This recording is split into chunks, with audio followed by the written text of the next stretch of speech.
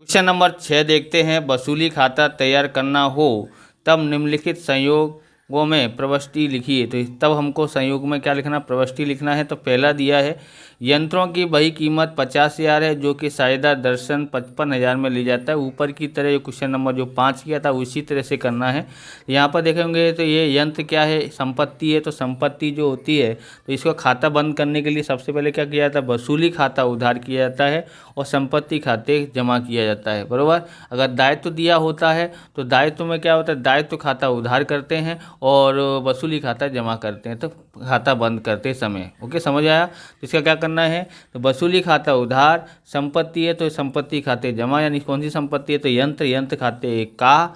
और जब हम यहाँ पर होगा कि साझेदार दर्शन 55,000 में ले जाता है तो इसकी एंट्री क्या करनी पड़ेगी, तो साझेदार खाते उधार, साझेदार के पूंजी खाते या चालू खाते उधार, वसूली खाते का इस तरह से क्लोज करते हैं। अगर साझेदार नहीं ले जाता, इतनी उपज होती तो रोकड़ या बैंक खाते उधार किया जाता था और फिर वसूली खाते जमा किया था। चलिए इसी की एंट्री देखते हैं ध्यान से। तो यहाँ पहला है, उसकी पहली एंट्री कर रहे हैं। 2 एंट्री होंगी यहाँ पर। वसूली खाता उधार कितना है, 50,000। ओके, 50,000। और यंत्र खाते का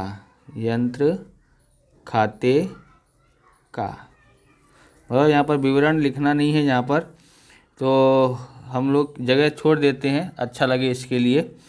अब इसकी दूसरी एंट्री करना है। तो आप दूसरी एंट्री से समझ सकते हैं कि जैसे वसूली खाता उधार किया है, बराबर। तो वसूली खाता उधार किया है तो कहाँ आ जाएगा, जमा हो जाएगा। तो वसूली खाते का पहले लिख दिया है, बराबर। तो क्या हो जाएगा, यहाँ पर अगर रोकड़ में बेचा है तो रोकड़ में उपज हुई है तो संपत्ति आएगी, यानी कि रोकड़ आएगा, रोकड़ खाते उधार हो जाएगा। लेकिन यहाँ तो साझेदार ले गया है, बराबर। तो इसलिए क्या हो जाता है, यहाँ पर साझेदार के पूंजी खाते का क्या लिखेंगे, यहाँ पर साझेदार उधार आएगा, साझेदार के पूंजी ओब्लिक चालू खाता लिख सकते हैं। तो मैं क्या बोलते हैं, मैं पूंजी खाते ही लिखूंगा, आपको जो दोनों लिखना है तो लिखना। तो चालू खाते उधार कितने में ले गया, तो 55,000 में, 55,000 और यहाँ भी 55,000। ओके, इतना हो गया। अब करते हैं दूसरे में क्या दिया है वो देखते हैं। अब दूसरा देखते हैं। दैनिक हुंडी 15,000 साझेदार विमल चुकाने का स्वीकार करता है। तो ये दैनिक हुंडी क्या है, तो दायित्व है। नहीं समझ आया तो यहाँ पर देखो चुकाना लिखा है ना, चुकाना, तो ये दायित्व होगा। दायित्व होता है तो ही चुकाया जाता है, तो दायित्व है तो हम लोग 15,000 चुकाएंगे। तो पहले तो खाता बंद किया जाए। इसकी दैनिक हुंडी की क्या होती है, जमा बाकी होती है। जमा बाकी होती है तो इसको बंद करते समय क्या हो जाएगा, उधार बाकी। तो दैनिक हुंडी खाते उधार, वसूली खाते का। नहीं तो आपको संपत्ति में पता पड़ा, संपत्ति में क्या होता है, वसूली खाते उधार होता है और यंत्र खाते वसूली यंत्र में क्या होता है, यंत्र खाते का, यानी संपत्ति खाते का। उसका उल्टा करना है, दायित्व में बोले दैनिक हुंडी खाते उधार, वसूली खाते का। तो ये खाता बंद हो जाएगा। बंद हो जाने के बाद ये विमल ले जाएगा, विमल स्वीकार करता है तो इसमें से क्या करना पड़ेगा, वसूली खाते उधार हो जाएगा और साझेदार के पूंजी खाते का हो जाता है। तो दूसरे का एंट्री कर रहे हैं। यहाँ पर हमारे पास ये दूसरा है। दूसरे का पहली एंट्री करेंगे। पहले क्या होगा, दैनिक हुंडी खाता उधार, वसूली खाते का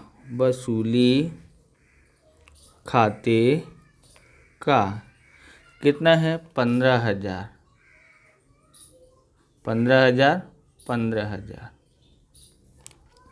ओके, अब इसकी दूसरी एंट्री क्या करनी पड़ेगी, तो ये तो खाता बंद हो गया। अब किसने स्वीकार किया है देने के लिए, तो साझेदार ने। तो सबसे पहले यहाँ पर देखो वसूली खाते उधार है तो यहाँ क्या जमा है तो क्या हो जाएगा, उधार हो जाएगा। वसूली खाते उधार, तो रोकड़ में चुकाए तो रोकड़ खाता, बराबर। लेकिन यहाँ पर तो साझेदार ले गया है तो साझेदार को चुकाना पड़ेगा, तो इसलिए साझेदार खाते जमा होगा। तो लिखेंगे साझेदार कौन ले गया है, 'तो कौन विमल, तो यहाँ पर लिख सकते हैं बिमल लिख सकते हैं अगर आपको लिखना हो तो। बिमल के पूंजी खाते का, साझेदार नहीं लिखना हो तो बिमल के पूंजी खाते का। ओके, अगर नाम नहीं दिया होता तो साझेदार लिखते, नाम दिया है इसलिए यहाँ पर काट करके आप बिमल लिख देना। बिमल के पूंजी या चालू खाते का कितने का है, कितना चुकाएगा, तो कुछ कीमत दी गई नहीं है। कीमत नहीं दी गई हो तो 15,000 है तो 15,000 ही चुका देगा। ओके, 15,000। ओके, लिखते हैं यहाँ पर 15,000। ओके,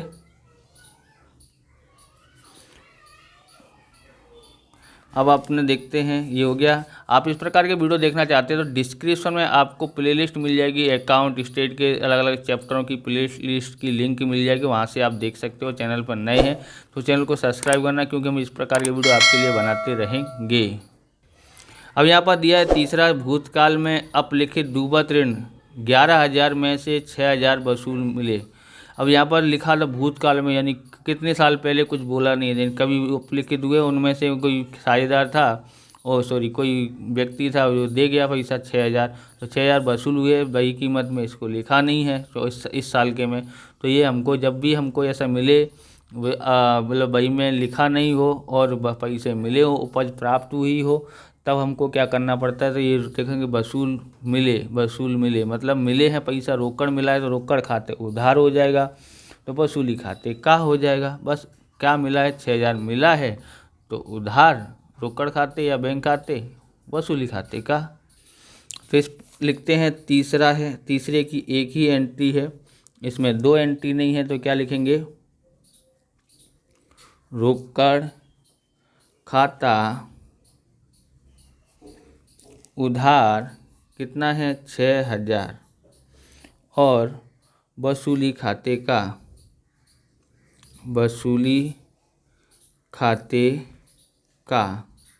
कितना है 6,000। ओके, अब हम आगे और देखते हैं। लिखा है फुटकर संपत्ति की वही कीमत 2,70,000 है और मिले हैं 2,27,000। तो यहाँ पर ध्यान रखना, एक संपत्ति क्या होती है, और संपत्ति की उधार बाकी होती है कि जमा बाकी होती है, तो संपत्ति की उधार बाकी होती है। ओके, तो इसको जमा करना पड़ेगा, तो इस खाता बंद करते समय इसको जमा करेंगे। तो कैसे लिखेंगे, वसूली खाता उधार। आपको पहले ही बताया कि जब संपत्ति हो तो वसूली खाते उधार, संपत्ति खाते का, इस तरह से करना पड़ता है। ओके, फिर दूसरी एंट्री होगी, मिले हैं तो रोकड़ में मिले हैं तो रोकड़ या बैंक खाते उधार आ जाएगा और वसूली खाते जमा हो जाएगा। इस तरह से आपको करना है। तो चौथे का हम आप यहाँ पर करते हैं। चौथा है उसका पहला क्या लिखना पड़ेगा, वसूली खाते उधार फुटकर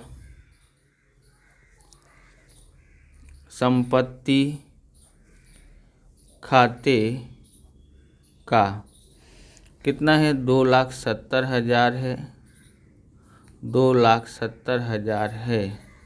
ओके, और दूसरी एंट्री करेंगे इसकी। दूसरी एंट्री में देखो वसूली खाते जमा है, उधार है तो यहाँ जमा हो जाएगा, वसूली खाते का। तो रोकड़ मिला है कि साझेदार ले गया, तो रोकड़ मिला है तो रोकड़ मिला है तो उधार होगा, तो रोकड़ खाते या बैंक खाते जो भी आपको लिखना है उधार। कितना मिला है, 2,27,000 मिला है, 2,27,000। ओके, तो अब हम लोग आगे देखते हैं। इससे यहाँ देखेंगे पांचवा, फुटकर लेनदार है तो लेनदार दायित्व है, हमारा दायित्व है तो क्या होता है, दायित्व खाता उधार और देनदार खाते दायित्व खाते उधार और वसूली खाते का। तो दायित्व कौन सा है, लेनदार है, जिसमें हमको पहले कर दिया है लेनदार खाता उधार वसूली खाते का, तो इससे खाता बंद हो जाएगा। चुकाया है तो हमसे रोकड़ गया, बैंक से पैसा गया होगा, तो रोकड़ गया है तो रोकड़ खाते जमा हो जाएगा और वसूली खाते उधार किया था उसको क्या किया था, जमा किया था, उसको उधार कर देंगे। समझ में आया। तो देखिए एंट्री करते हैं, तो यहाँ से लिखते हैं पांचवा है हमारे पास, पांचवें का पहला, तो क्या करेंगे, लेनदार खाते, क्योंकि दायित्व उधार होता है खाता बंद करते समय, लेनदार खाता उधार वसूली खाते का, वसूली खाते का। ओके, कितना कितना है, 60,000 और 60,000 हो गया। अब दूसरा है चुकाया है, चुकाया है तो रुक क्या गया है। ओके, तो चुकाया है तो रुक कर गया है, रुक कर गया है तो रुक कर खाते का आएगा, यानी रुक कर खाते जमा होगा। रुक कर या बैंक खाते, आपको जो भी लिखना है, रुक कर खाते का, रुक कर खाते का। और यहाँ क्या आ जाएगा, वसूली खाते जमा किया था तो यहाँ वसूली खाते उधार आ जाएगा, वसूली खाता उधार। ओके, अब आगे देखते हैं छठा, कितना कितने का है इसमें, इसमें 45,000 का है। कैसे आया 45,000 वो आपको बताएंगे। ओके, 45,000 क्या करना है इसमें, तो कैलकुलेटर पे करते हैं यहाँ पर कि जैसे कि 60,000 था, कितना माइनस करना है, 25% का बोला था ना, 25% बट्टा से चुकाया तो 25% माइनस कर देंगे। ओके, 45,000 आया, 45,000 की एंट्री कर देंगे। छठा देखते हैं अब देखेंगे बही में नहीं लिखे कर के 5,000 रुपये चुकाए, तो इसका खाता तो बंद नहीं करना है, बराबर। अब आपको यहाँ ध्यान रखना है कि कर है हमारा दायित्व, बराबर। क्या है, कर दायित्व है, तो दायित्व है तो हम लोग को ध्यान में रखना है ये कि दायित्व में क्या होता है, दायित्व खाता उधार होता है वसूली खाते का। पहले तो एंट्री बंद करते समय ऐसा लिखेंगे, फिर जब चुकाते हैं तो क्या होगा, वसूली खाते उधार हो जाता है, और रोकड़ गया है तो रोकड़ खाते का। तो देखो चुकाया है तो सीधे चुकाने से ही आपको पता पड़े एक ही एंट्री करनी है, दो एंट्री करनी नहीं, क्योंकि बही में लिखा नहीं है। ओके, तो क्या करेंगे यहाँ पर हमको चुकाया है तो रोकड़ खाते जमा होगा, और तो बस इसमें पाठ में वसूली खाते लिखा जाता है तो वसूली खाते उधार हो जाएगा। तो यहाँ पर छठा है, क्या लिखना पड़ेगा, वसूली खाते, वसूली खाता उधार रोकड़ खाते या रोकड़ या बैंक खाते, जो भी आपको लिखना है। खाली रोकड़ खाते लिखोगे तो भी नंबर कटने वाला नहीं है। ओके, तो लिख दिया हमने, कितना था, 5,000, 5,000, 5,000। ओके, अब छठा देखते हैं, एक ही एंट्री करनी थी इसमें, तो यहाँ भी लिखा है, सातवां है विसर्जन खर्च 5,000 चुकाया, तो ये भी चुकाया है, चुकाया तो देखो रोकड़ गया तो रोकड़ खाते जमा होगा, और वसूली खाते उधार होगा, सीधी सी एक ही एंट्री होगी, तो एक ही एंट्री इसको कर देते हैं। तो यहाँ क्या होगा, सातवें में वसूली खाता उधार, वसूली खाता उधार और रोकड़ खाते का, रोकड़ खाते का कितना है, 50,000, 50,000।